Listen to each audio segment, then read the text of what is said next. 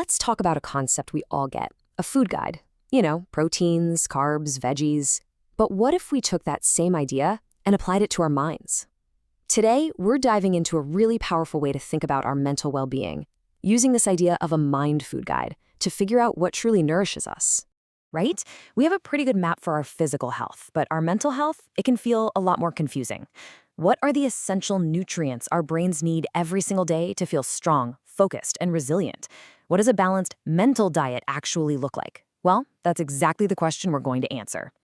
So here's our menu for today. We're going to start by building our basic mind plate with 4 core nutrients. Then we'll sprinkle in some new ingredients from the latest science. After that, we'll take a look at the grocery store we all shop in, talk about the dangers of mental perfectionism, and wrap up with a really practical guide to what's called intuitive mental eating. Okay, let's get right to the core of this, the mind plate. I want you to picture your day as a plate. To feel truly balanced and nourished, you need to get a serving from each of these 4 essential quadrants. And hey, this isn't about getting it perfect every single day. It's about balance over time. First up is connection and belonging. You could call this the protein of our mental diet. We are wired to be social creatures, and this is all about the quality of our interactions. We're talking about those deep conversations where you feel really seen, or sharing an activity with a friend, or just feeling like part of a community. It's what builds our social muscle.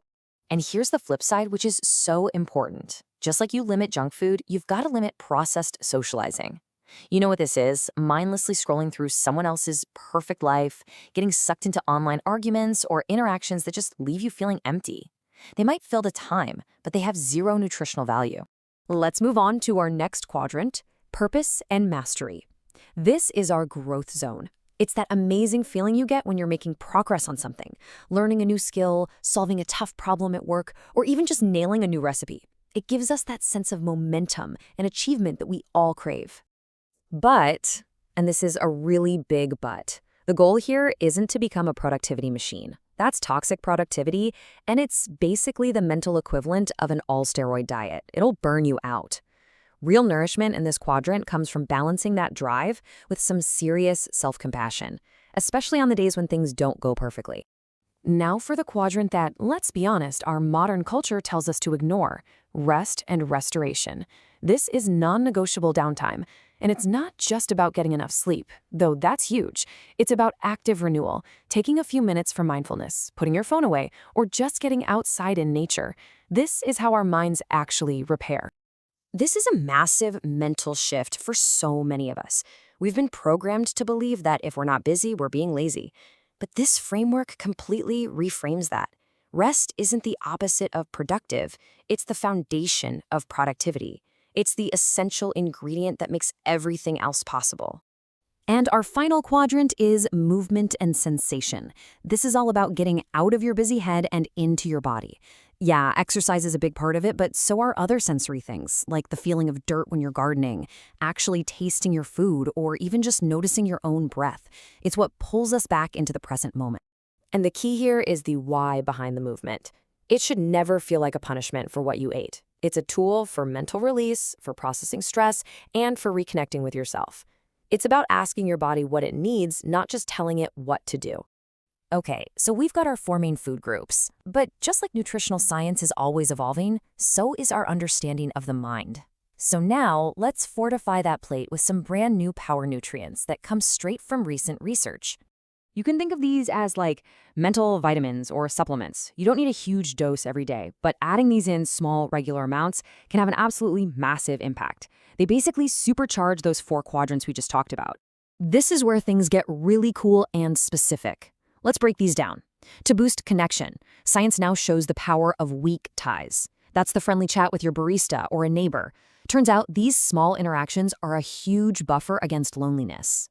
Next, for both growth and rest, we've got awe. Finding little microdoses of wonder, like watching a sunset, actually quiets down that nagging inner critic in your brain.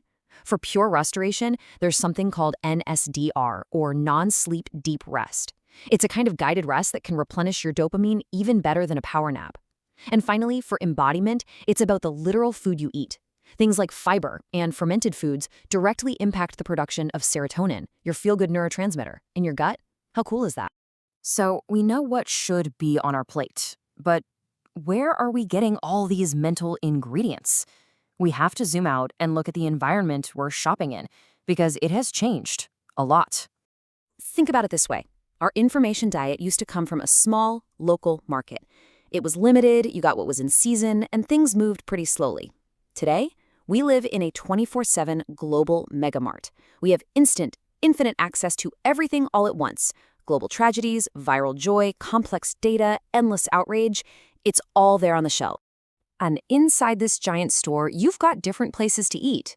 You've got the fast food chains, that's social media, serving up quick, processed mental sugar, little dopamine hits, and outrage designed to keep you scrolling. But then you have the slow food bistros. That's a good book, a complex movie, a deep hobby. They take way longer to digest, but man, they provide real, sustained nourishment. Now, we need to talk about something really important. This whole framework is an amazing tool, but it comes with a serious warning. Just like our relationship with food can get twisted, our pursuit of mental wellness can become another source of pressure and anxiety. Yeah, experts are starting to talk about something called mental orthorexia, which is basically an unhealthy obsession with having a perfectly pure mind. The warning signs are things like obsessing over only having positive thoughts, trying to avoid anything that might trigger a negative feeling, or feeling guilty because you still felt anxious after you meditated. It's when the thing that's supposed to help you actually becomes another source of stress. This brings us right to toxic positivity. A good vibes only mentality is like the most restrictive diet imaginable. It's like saying you're only allowed to eat kale from now on. You end up starving yourself of essential emotional nutrients. Feelings like sadness or anger, they're not bad, they're information. And when you deny them, you just end up feeling ashamed for being human. So, if being rigid and perfect is the problem, what's the answer? Well, it's about making a huge shift, moving away from strict rules and towards gentle, guiding principles. It's about learning to become an intuitive mental eater. So, how do we do this? It really comes down to these 4 ideas. First, honor your emotional cues. Instead of asking, what should I be doing? Try asking, what do I actually need right now? Second, remember that all feelings fit. They aren't good or bad, they're just data. Third, reject wellness morality. Unfollow any account that makes you feel like you're failing at wellness. And finally, and this might be the most important one, embrace the good enough plate. Aim for the 80-20 rule. If you're getting some of this stuff right, most of the time, you are winning. So that's the Mind Food Guide. It's not another list of things you have to do perfectly. It's just a flexible, compassionate map to help you listen to yourself a little more closely. And that brings us to our final question for you. Looking at your day ahead, what's one small meal, a quick text to a friend, 5 deep breaths, a walk around the block that you can add to your mental plate today? Welcome back to the deep dive. You know, we all understand how important a nutritional food guide is for our physical health, right? It's a shortcut. It's a clear, simple framework for something that's really complex. Our mission today is to build the equivalent of that, but for your mind. We're translating the science of mental flourishing into a really actionable blueprint we're calling the Mind Food Guide. And that framework, it really couldn't be more timely. I think we need to actively reject this idea that mental health is just, the absence of depression or anxiety. Right. It's not just not being sick. Exactly. It is the active daily cultivation of a nourished mind. And that requires balance, variety, and the mindful consumption of every single input experiences, information, even our relationships. If you only eat junk food, you know what happens to your body. The mind is no different. Precisely. So we've pulled together the behavioral science and some of the newest neuroscience from 2024 and 2025 into 4 key parts for this.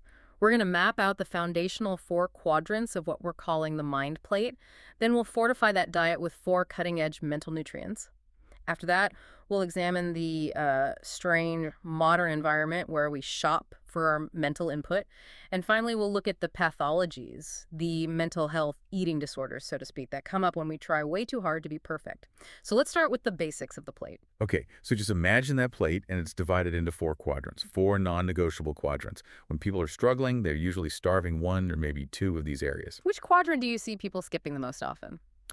You know, it's surprising, but it's often the very first one. Connection and belonging. The social quadrant. Everyone recognizes they need people, but they mistake the quantity for the quality. Oh. This quadrant, it requires deep meaningful interaction, a conversation where you feel truly heard or, active participation in a community. And the hygiene tip here is absolutely crucial. You have to ruthlessly filter out processed socializing. And process socializing is what, passive doom scrolling? That's a huge part of it. Or like comparative social media use, getting into arguments online just for the adrenaline hit? Yes, it's filler, it spikes your engagement, sure, but it leaves you totally malnourished. It's like high sodium engagement that just increases your cortisol but gives you no sense of actual belonging. That makes sense. What's next on the plate? The next essential is purpose and mastery. We call it the growth quadrant.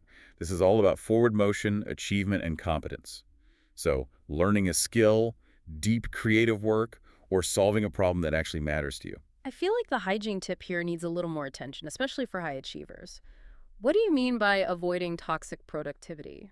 Toxic productivity is when the whole process of achievement becomes, well, punitive. You're chasing mastery, not for the inherent joy of growth, but because you feel you are only worthy when you are producing something. Right, your value is your output. Exactly. And the antidote to that is self-compassion. If you only define your mind by what it produces, you're constantly running a deficit. Okay, so now we flip to the other half of the plate, which I guess is dedicated more to energy and sustainability. That's it. The third is rest and restoration, the renewal quadrant. When we talk about scheduled downtime, we're talking about quality sleep, yes, but also true digital detoxes. Just quiet time where the mind isn't actively solving, planning, or consuming. And the mindset here is the whole battle, isn't it? It is. Most people, especially in this sort of hustle culture, they see rest as a reward they have to earn after they're exhausted. Or even worse, they see it as a failure. We have to reframe it. We have to. Rest is productive. It's the core mechanism that builds mental resilience. Without it, the other three quadrants just fall apart. And that leads perfectly into the final quadrant, which is movement and sensation, or embodiment. Yes, recognizing that the mind exists inside a body. It's about engaging the physical, self-enjoyable exercise, breath work, even something like mindful eating. And the key hygiene tip here must be that movement is for mental release, not for punishment. Absolutely. If you are only moving to burn off calories or because you feel like you have to, you're just adding stress, not nourishment, you have to listen to what your body actually needs. So we have the 4 daily foundations, but what about the things that sort of flavor and season the entire system? That's what we call the essential circles surrounding the plate. These are foundational practices that have to be constant. You hydrate everything with self-compassion, that constant gentle dialogue you have with yourself when you're struggling. You season everything with gratitude. You need the sunshine, vitamin D, and I mean literal sunlight for your circadian rhythm, but also metaphorical hope and humor. And finally, mindful consumption, being fiercely intentional about the information you allow into your mind. Okay, that structure is solid. But if we're really doing a deep dive, we need to go past the basics. The latest research provides 4 very specific nutrients that can really fortify this diet. Let's get into the mechanisms. The first one is fantastic. It's the missing vitamin A, awe. This fits into both growth and restoration. Dr. Keltner's work at Berkeley shows that experiencing awe, that sense of vastness or beauty that makes you feel small, it literally quiets the brain's default mode network, the DMN. Wait, okay. If the DMN is the seat of the inner critic, that little voice in your head that's always ruminating, then awe isn't just a spiritual thing. It's like a physiological mute button for your own critical voice. That's a perfect way to describe it. It interrupts that self-referential cycle. Yep. The practical takeaway is something called the awe walk.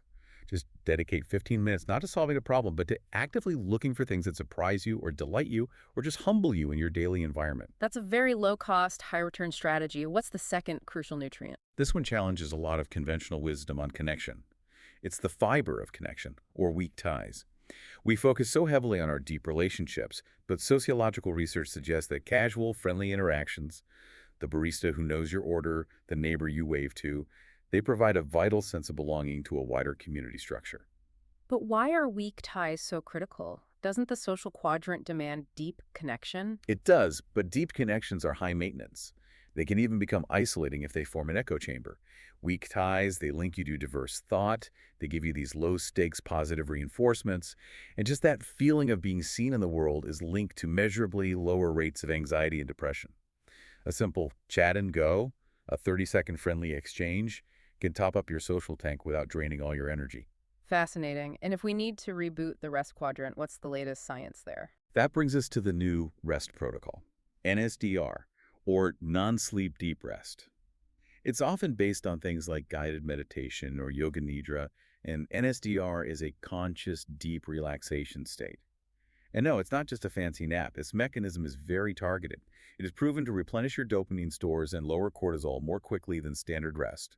It even accelerates neuroplasticity. So it's literally a system reboot, a conscious neurological reset. Instead of just collapsing on the couch, you intentionally guide your nervous system back to its baseline with, say, a 10 or 20-minute NSDR script. Absolutely. And finally, we have to acknowledge the literal foundation, the gut-brain axis. We've been using food as a metaphor, but we can't ignore the physical soil the mind is growing in. And the science here is just overwhelming. The vagus nerve is like an information superhighway between your gut and your brain. It's even more than that. Your gut is the primary factory for your mood regulation. Something like 90 to 95% of your serotonin, the key mood stabilizer, is produced there. So when we eat highly processed foods, they cause systemic inflammation, and that inflammation is directly implicated in higher rates of anxiety and depression. Wow. So the quality of your actual food directly impacts your ability to feel awe or connect deeply or even rest effectively. It all connects. The simplest tool here is to focus on psychobiotics, so fermented foods like kimchi or yogurt, and high-fiber plants that feed the good bacteria and help regulate that serotonin factory. Let's pivot now and connect this whole guide to the actual infrastructure of our daily lives. If this is our personal diet, we have to look at the environment where we shop for and consume our mental food. Right. Think about the massive shift from the old local market to the modern megamart. The old store had limited, slow local information. You knew your community. Yeah. The new store, the internet, modern media, it's a 247 global hypermarket. It is stocked with infinite data, joy, tragedy, outrage, all of it available instantly. That scale is just completely overwhelming. It is. And this is where the store metaphor technique becomes vital. You can't control the inventory that's stocked on the shelves. I mean, the thoughts, feelings, or global crises that pop into your awareness. But you can control what you buy. Just because a thought or a piece of shocking news is available doesn't mean you have to put it in your cart, take it home, and consume it. And speaking of consumption, this information superhighway has spawned some very specific restaurants, the most popular being the fast food feeds, social media, short-form video, clickbait. Their menu is engineered for immediate, shallow consumption.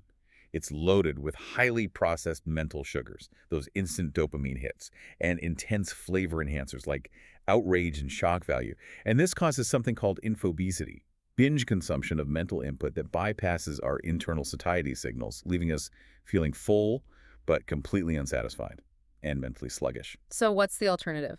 The slow food bistro, things that require sustained effort, reading a book, engaging in deep work, watching a complex film without looking at your phone. Yes, those meals take longer to digest, but they provide structural growth and sustained mental energy, which forces us to ask, who is setting the menu for us? We have the bad nutritionist, the algorithm. It does not care about your well-being. It's designed to maximize engagement by feeding you your own biases and fears. If you clicked on outrage yesterday, it serves you a double portion of doom for breakfast this morning. That's it. And the good nutritionist is that quiet internal voice of critical thinking, your values. The one that asks, does this content genuinely nourish me, or is it just filling up space? And we can see the downstream effects of this generationally, can't we? Oh, absolutely. Millennials often fall into this trap of trying to perfectly curate their mental health with apps and optimization, only to crash into burnout because they haven't solved that core problem of toxic productivity. Right.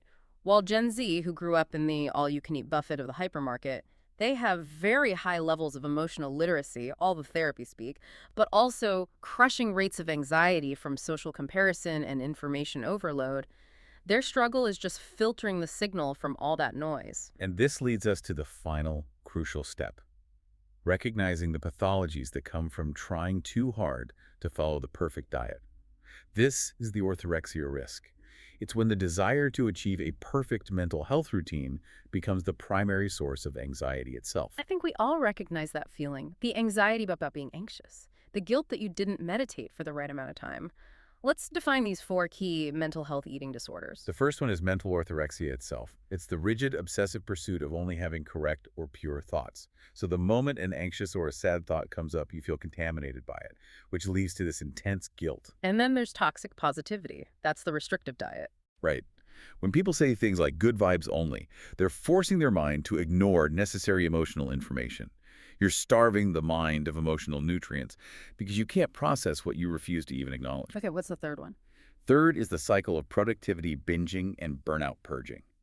Hustle culture tells you to binge consume massive amounts of work in optimization and self-improvement books. The purge is the crash that follows. Complete avoidance, or that whole phenomenon of revenge bedtime procrastination.